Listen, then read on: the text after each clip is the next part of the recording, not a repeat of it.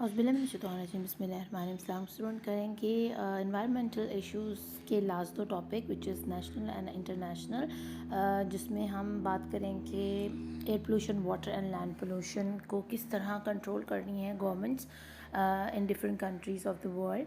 The government of a country can adopt laws and regulations to control the pollution levels in the country. अब governments को क्या करना चाहिए? हुकूमती सतह के ऊपर कोशिश करनी चाहिए कि इस किस्म के कवानीन बनाए जाएँ, इस किस्म के असूल बनाए जाएँ कि सब लोग उसको अप्लाई उन पर हो और वो सब लोग उस पर अमल करें ताकि लैंड और वाटर और एयर पोल्यूशन को कंट्रोल किया जा सके। जैसे धुएँ वाली गाड़ियाँ हैं उनके ऊपर उनका चलान किया जाए, किसी को इजाज़त ना दी जाए कि वो ऐसे ही खुली स्पेसेस के अंदर कूड़ा ऐसे ही फेंक दे, या पानी के जो रिजर्वियर्स हैं या नहरें हैं या दरिया हैं उनमें कूड़ा फेंकने पर पाबंदी होनी चाहिए। और इसके अलावा फैक्ट्रीज़ के ऊपर ये कानून लगा दिया जाए, ये रेगुलेशंस और लॉज उनके ऊपर दे दिए जाएँ कि वो अपना गंदा पानी बग़ैर ट्रीट किए केमिकल वाला पानी किसी भी ड्रेन में या किसी भी नदी नाले में नहीं फेंकेंगे। तो ये छोटे छोटे स्टेप्स हैं, अगर देखे जाएँ तो बहुत ज़्यादा बड़ी जो है ना इससे आउटकम मिल सकता है, हमें रिज़ल्ट बहुत अच्छा मिल सकता है और हम बहुत हद तक कंट्रोल कर सकते हैं इस पोल्यूशन के फैक्टर्स को रोकने में। Many countries have laws to control the amount and types of pollutants that factories can emit और ड्रेनेज या डिस्चार्ज। अब आपको पता है कि मैंने भी पहली लाइन में भी यही आपको बताया है कि ऐसी कुछ कंट्रीज़ हैं जो डेवलपिंग कंट्रीज़ हैं, तरक्की याफ्ता मुल्क हैं, उन्होंने बहुत ज़्यादा सख्त किस्म के लॉज एंड रेगुलेशंस हैं उनके, और उन्होंने अप्लाई करवाते हैं वो बाकी सारी इंडस्ट्री के लोगों से कि आप अपने जो फैक्ट्री का गंदा पानी है वो बग़ैर ट्रीट किए आप ना तो उसको डिस्चार्ज करेंगे आउट ऑफ योर जो है लिक्विड फॉर्म में किसी नदी नाले के अंदर, और ना आपकी फैक्ट्री में से धुआं उठना चाहिए बग़ैर फ़िल्ट्रेशन के। यानी अगर धुएं वाला कोई काम हो रहा है तो उसको भी फ़िल्टर करके प्रोसेस में लाकर उसको ट्रीट करके फिर उसको धुआं बनाया जाए, जिसमें जो हार्मफुल सब्सटेंसेस हों उनको पहले ही फ़िल्टर करके ट्रैप कर लिया जाए ताकि वो एटमॉस्फेयर में जाके कचरा ना फैलाएं या गंद ना फैलाएं या बीमारियों का सबब ना बने। और अगर वो पानी के ज़रिए कोई केमिकल्स अपनी फैक्ट्री से बाहर निकाल रहे हैं तो उसको भी ट्रीटेड कर प्लांट में से होते हुए गुजार कर बाहर निकाला जाए अपनी फैक्ट्री से, ताकि अगेन वैसे ही फ़िल्ट्रेशन हो सके, लिक्विड फ़िल्ट्रेशन, जिससे ट्रैप हो जाएं रेसिड्यूज़ ऑफ हार्मफुल सब्सटेंसेस। अब आगे पढ़ लेते हैं। Another common requirement is that sewage has to be treated before it is discharge. वही जो मैंने बात आपसे पहले की कि ये तो बात पक्की हो जानी चाहिए हर किसी के लिए कि जब तक उसकी फैक्ट्री में बनने वाली चीज़ का जो कचरा है वो ट्रीट होकर साफ़ नहीं किया जाता, उसको फैक्ट्री से बाहर ना निकलने दिया जाए। फिर ढेर लगते रहें फैक्ट्री में गंद के, हमें कोई प्रॉब्लम नहीं है, लेकिन उस फैक्ट्री का गंद बाहर नहीं निकलेगा। आप देखें एक फैक्ट्री कितना को गंद अपने अंदर रखेगी, ज़ाहिर बात है उसने अब उसको डिस्चार्ज तो करना है अपनी नई प्रोडक्शन के लिए, तो वो फिर मजबूरन ऐसे प्लांट्स लगाएगी, चिमनीज़ लगाएगी जो कि फ़िल्टर कर देंगे पानी को भी और हवा को भी। यानी जो धुआं निकल रहा होगा वो भी फ़िल्टर्ड होगा, ट्रीटेड होगा, और जो उसमें से केमिकल डिस्चार्ज का जो लिक्विड है वो भी जो है अच्छे तरीके से ट्रीट होकर निकलेगा पीछे से।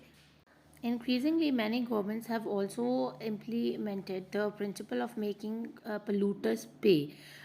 For example, oil tanker owner must pay for insurance that covers the cost of oil spill cleanup operations. अब ये बड़े मज़े की बात है कि कुछ कंट्रीज़ में इस किस्म के लॉज बना दिए गए हैं कि अगर कोई ऑयल टैंकर का मालिक है या जो ऑयल से रिलेटेड काम करता है, अब उसके ऊपर ये चीज़ फ़र्ज़ है कि वो पे करेगा अगर उसका ऑयल टैंकर पानी में या ज़मीन पर कहीं स्पिल आउट हो जाता है, स्पिल ऑफ हो जाता है, या उसके टैंकर से तेल बह जाता है, तो उसको सफाई जो है ना उसके पैसे देने पड़ेंगे। या मरीन लाइफ को जो परेशानी बनती है उसको पे करना पड़ेगा, जुर्माना किया जाएगा उसके ऊपर। यानी उसको अपने टैंकर के अंदर जो ऑयल वो लेकर जा रहा है उसको इंश्योर करवाने के लिए पे करना पड़ेगा गवर्नमेंट को कि अगर मेरा ये ऑयल टैंकर कहीं फट जाता है या लीक कर जाता है या पानी में या ज़मीन पर, तो मैं ज़िम्मेदार हूँ इस चीज़ का और मैं उसकी सफाई और उसके नुकसान की भरपाई करूँगा। जो मेरी वजह से जो जानवर मुतासर होंगे या जो जगह ख़राब होगी या जो पानी में परेशानी होगी मरीन लाइफ को, उसका ज़िम्मेदार मैं। यानी बिलियंस ऑफ डॉलर्स बनते हैं अगर आप देखें। पानी में से तेल को क्लीन करना इतना आसान काम नहीं है, और फिर समंदर में से से। तो फिर लोग क्या करते हैं कि अगर वो इंश्योरेंस के पैसे देते हैं ना, तो फिर वो इस चीज़ का पूरा ख्याल रखते हैं कि जो वेसल्स इस्तेमाल किए जा रहे हैं ऑयल टैंकर को ऑयल को कैरी करने के लिए, वो फटे नहीं, टूटे नहीं, चाहे उनके ऊपर सैलाब आ जाए, चाहे वो तबाह हो जाए, चाहे जो मर्ज़ी हो जाए, लेकिन उनकी इतनी अच्छी प्रॉपर तरीके से उनकी जो है ना कैरेज किया जाता है, उसको एक जगह से दूसरी जगह मुंतकिल करने में बड़ी एहतियात की जाती है, क्योंकि उनको पता होता है कि अगर हमसे गलती हो गई तो हमें इंश्योरेंस के बदले हुकूमत को बहुत ज़्यादा पैसे देने पड़ेंगे, तो हम क्यों ना थोड़े पैसों में एक चीज़ को अच्छे तरीके से कहीं डिलीवर कर दें। अब इसके अलावा जो है ना जो शॉपर्स हैं are made to pay for plastic grocery bags if they choose to use them to hold their groceries. अब ये तो हर जगह आम हो गया है। कैंट में जहाँ हम रहते हैं बहुत ज़्यादा सख्ती है, हम बिल्कुल शॉपिंग बैग जो है वो परचेज़ नहीं कर सकते, अव्वल तो है नहीं यहाँ पर। लेकिन ये जो यहाँ बताया गया ना, यही बताया गया है कि अगर कोई ग्रॉसरी करता है जाकर मार्केट में से, तो वो पे करेगा शॉपर के लिए अगर उसको शॉपर चाहिए, अदरवाइज़ वो घर से कपड़े के थैले लाए या जूट के बने हुए थैले लाए और अपना सामान उसमें रख कर घर लेकर जाए, या इसके अलावा कोई और ऑप्शन देखें। और अगर उसको शॉपर चाहिए तो पहले क्या होता था, हर चीज़ के लिए एक फ्री शॉपर में एक चीज़ डालकर दी जाती थी, जिससे प्लास्टिक वेस्ट बढ़ रहा था। अब क्या है, हमारे कैंट में तो इतनी सख्ती है कि अगर आप कुछ लेने जाते हो ना, तो वो घी के पैकेट और दालें और चीज़ें वो आपके हाथ में पकड़ा देते हैं, ठीक है।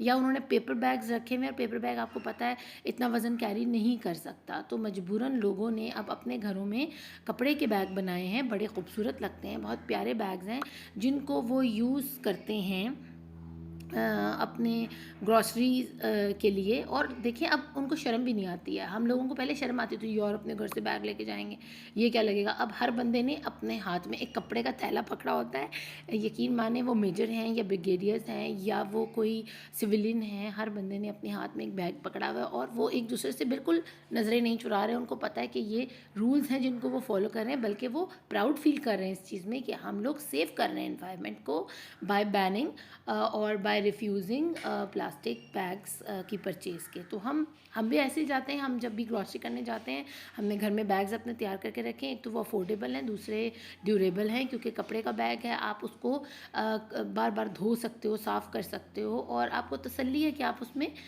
20 किलो 25 किलो की चीज़ें आराम से उसमें आ जाती हैं। आप इस तरह के 2-4 बैग्स बना के घर में रख लो। इससे क्या होगा, हमारा कैंट माशाल्लाह इतना खूबसूरत, इतना साफ़ है। और अगर हम इस कैंट से जब बाहर की तरफ निकलते हैं, आप यकीन जाने लाहौर का वो हाल है कि अल्लाह की पनाह। इसी तरह गुजरांवाला कैंट है या जेलम है या अटक है या जहाँ भी कैंट एरियाज़ हैं, हम लोग तो बहुत ज़्यादा स्ट्रिक्टली इस चीज़ को जो है ना फॉलो करते हैं कि हमें शॉपिंग बैग्स नहीं लेने, हमें परचेज़ नहीं करने, हमें पेपर बैग या उसको ऑल्टरनेटिव कोई कपड़े के बैग्स को इस्तेमाल करने, यानी नो प्लास्टिक लोगो है ना, जो हम उस स्लोगन के पीछे चलते हैं। Pakistan is fighting a rising tide of plastic waste. अब पाकिस्तान बहुत ज़्यादा जो है ना उसमें समझदारी आ चुकी है पाकिस्तान के लोगों में, आवाम में, और वो प्लास्टिक वेस्ट को बैन करने पर हमें बहुत ज़्यादा जो है ना मुहिम चलाई जा रही है, कैंपेन्स चल रही हैं जो है कि प्लास्टिक का कम से कम इस्तेमाल हो। और an estimated 55 billion plastic bags each year, और 55 बिलियन प्लास्टिक बैग्स जो हम हर साल वेस्ट की शक्ल में रिफ्यूज़ में अपने निकालते थे, अब उसको कंट्रोल करने की कोशिश की जा रही है। The capital Islamabad is trying to cut down on pervasive plastic pollution by implementing a ban on single use bags. अब सिंगल यूज़ बैग्स क्या हैं, छोटे छोटे शॉपर्स के आगे एक बॉटल डाल दी, 1 किलो चीनी डाल दी उसमें, यानी इतने छोटे कि वो आप छोटी चीज़ें कैरी करने के लिए, तो उस पर तो बिल्कुल कम्प्लीटली पाबंदी है इस्लामाबाद के अंदर। और अगर कोई बैग मिलता भी है तो वो बायोडिग्रेडेबल प्लास्टिक से बना हुआ होता है, इको फ्रेंडली होता है, आप वो परचेज़ करो। जैसे पैकेजेस मॉल हैं या बड़े बड़े मॉल्स हैं, हाइपर स्टार है और सेंटोरस वगैरह है, तो वहाँ पर बायोडिग्रेडेबल प्लास्टिक के बैग्स हैं जो कि अलाउड हैं, और वो कम से कम 150-200 का एक बैग आपको पड़ता है। जब आप ग्रॉसरी करने जाते हो तो वो आपको बैग ख़रीदना पड़ता है, और वो 10 से 15 किलो जो है ना सामान वो कैरी कर सकता है। In most countries households are made to pay to for rubbish collection. अब बहुत सी कंट्रीज़ में आपको पता है कि हमारे जो कूड़े वाले बाहर आते हैं, हमें उनको पे करना पड़ता है कि वो हमारा कूड़ा उठाएं और उसको प्रॉपर तरीके से लेकर जाएं, जहाँ भी मेन जगह बनी हुई है जहाँ से गवर्नमेंट लेवल के ऊपर कूड़ा जो है ना कलेक्शन होती है।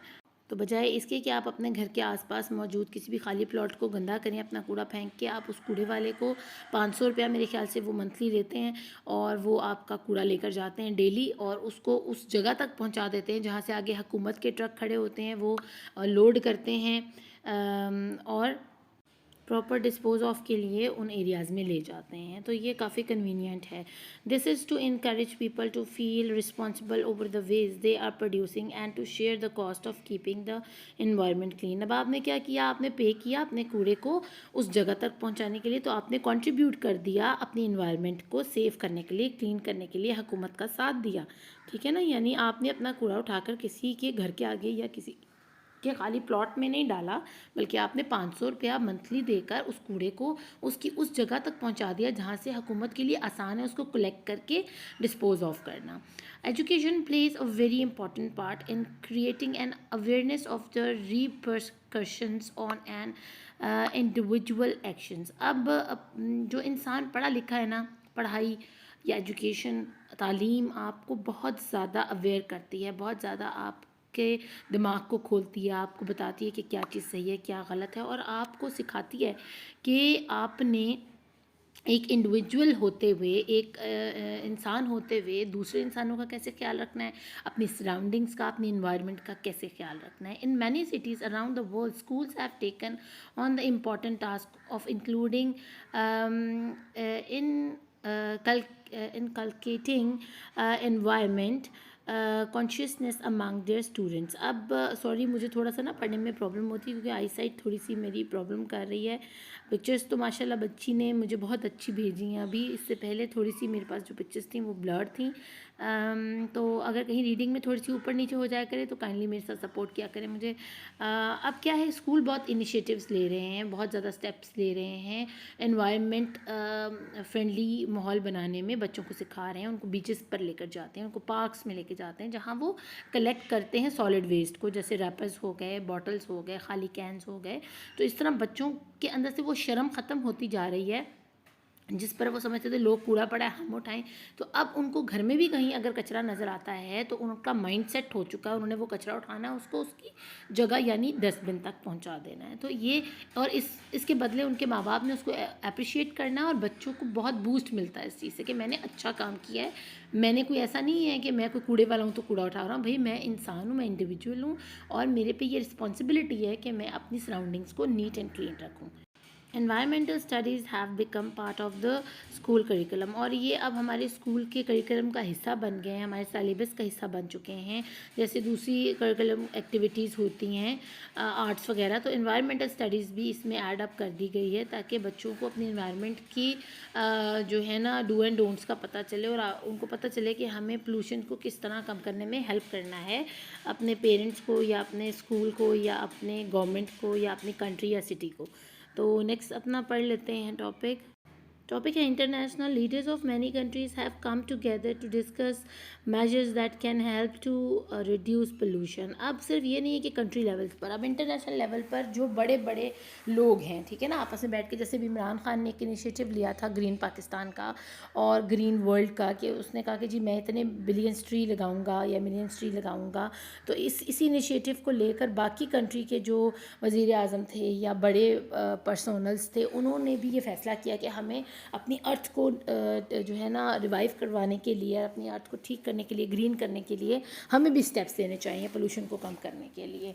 और ये इसी तरह मुमकिन है कि हम ज़्यादा ट्रीज़ को जो है ना ग्रो करें। तो ये बड़े लेवल के ऊपर भी जो है ना पोल्यूशन को कंट्रोल करने, रिड्यूस करने की कोशिश लोग कर रहे हैं। One such meeting took place in Kyoto Japan. Here the Kyoto protocol, an international agreement was signed by participating countries to reduce the emission of green house gases. अब क्योटो जापान में एक सिटी है, वहाँ पर ये international agreement के लिए एक बहुत बड़ी मीटिंग रखी गई और जितनी भी पार्टिसिपेटिंग कंट्रीज़ थी, जितने भी अराउंड द वर्ल्ड जो लोग उसमें शामिल हुए थे बड़े बड़े मुल्कों के, उन्होंने इस चीज़ के ऊपर, इस एग्रीमेंट पे साइन किया कि हम ग्रीन हाउस गैसेस जो इमिट करती हैं ना, या इमिशन होती हैं उनकी आर्टिफिशियली, देखिए हम सूरज को नहीं रोक सकते, जिस की वजह से जो ग्रीन हाउस इफ़ेक्ट है वो टेक प्लेस होता है। लेकिन जो हम आर्टिफिशियली अपने फैक्ट्रीज़ का धुआं है, हमारी फसलों के अंदर फर्टिलाइज़र्स हैं, हमारे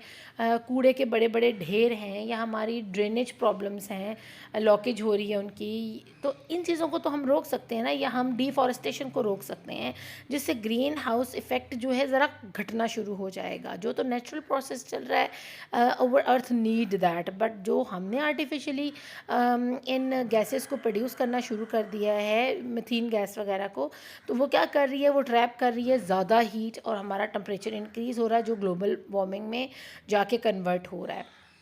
तो इन चीज़ों का हमें बहुत ज़्यादा ख्याल रखने की ज़रूरत है। By signing the agreement the countries agree to reduce their combined green house gases emission by 5% below the 1999 level by 2012, और वो कामयाब भी हुए। 1999 से लेकर 2012 तक 5 सालों में उन्होंने तकरीबन 5% जो है ना इस गैस को नीचे लेकर आए। 5 नहीं 3 साल बनते हैं, 3 या 4 सालों के अंदर उन्होंने इस एग्रीमेंट पर अमल भी किया, और अपनी जो लोग हैं मुल्क के, उनसे भी अमल करवाया। यानी धुआं छोड़ने वाली गाड़ियाँ और फैक्ट्रीज जो रिलीज़ करती थी धुआं या केमिकल्स पानी के अंदर, उसको बैन किया गया। In December 2009 leaders from 192 countries met in Copenhagen for the conference of parties COP15 under the United Nations framework convention on climate change, UNFCCC। तो ये वाला कन्वेंशन हुआ, और उसमें तकरीबन सारे मुल्कों ने हिस्सा लिया। 2009 में दिसंबर के अंदर ये हुआ था, और 192 कंट्रीज़ थी जिन्होंने इस कॉन्फ्रेंस में आकर यूनाइटेड नेशन की एक जो क्लाइमेट चेंज का मीटिंग रखी गई थी कि ग्लोबल वार्मिंग हो रही है, क्लाइमेट चेंज हो रहा है तेज़ी के साथ, इसके ऊपर बहस मुबाहिसा हुआ था बाकायदा। और देखिए क्लाइमेट चेंज का इफ़ेक्ट आना शुरू हो गया फिर हमारे सवात में, हमारे पाकिस्तान बलूचिस्तान में क्या कुछ हुआ, ठीक है ना। तो 2009 से वो लोग कोशिश करें, लेकिन हम लोग इस चीज़ को नहीं समझ रहे थे। Officials met to try to agree to a new climate treaty. अब उन्होंने सोचा कि अब हमें एक नई क्लाइमेट ट्रीटी के ऊपर, एक नए माहिदे के ऊपर साइन करने की ज़रूरत है। As the Kyoto protocol expires in 2012, क्योंकि 2012 में जो क्योटो जापान वाला जो इनका माहिदा था वो तो ख़त्म होने वाला था, एक्सपायर होने वाला था। तो 2009 में ही उन्होंने पहले सोचना शुरू कर दिया कि हम 2012 के बाद एक नई ट्रीटी जो है उस पर माहिदा हो जाए हमारा। जो साइन करना ज़रूरी है कि हम क्लाइमेट चेंज को किस तरह कंट्रोल कर सकते हैं।